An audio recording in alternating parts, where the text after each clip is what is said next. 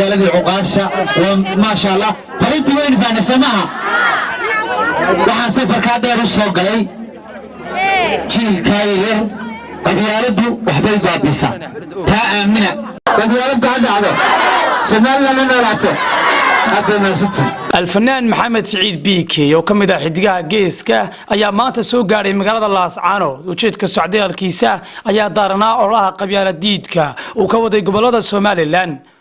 waxaana bandhig faneedkaas uu ku qabtay garoonka Cabdi Bila Cabdi ka soo qayb galay qaybaha kala duwan ee bulshada degmada Laascaanood iyadoo ay si weyn loo adkeeyay ammaanka garoonka kubadda cagta ee Cabdi Bila Cabdi ee magaalada Laascaanood waxaana halkaasi fanaan ku qabtay heeso ka hadlaya la dagaalanka qabyaaladda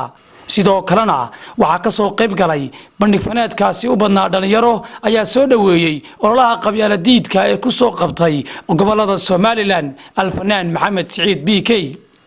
waxaana kadib Maxamed Saciid Bikey dhameeyay bandhiga faneedkaasi ayaa la hadlay dadweynaha isagoo u digay dhibaatada ay saameyn weyn ku yeelatay gobolka Sool waxaana uu ka codsaday dadweynaha inay qayb lixaad ka qaataan daminta colaadaha sokeeye ee ka jirta gobolka Sool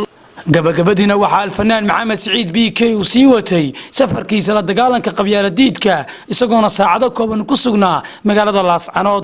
waa Cabdiraxmaan Axmed Kalsan TV Laascaanood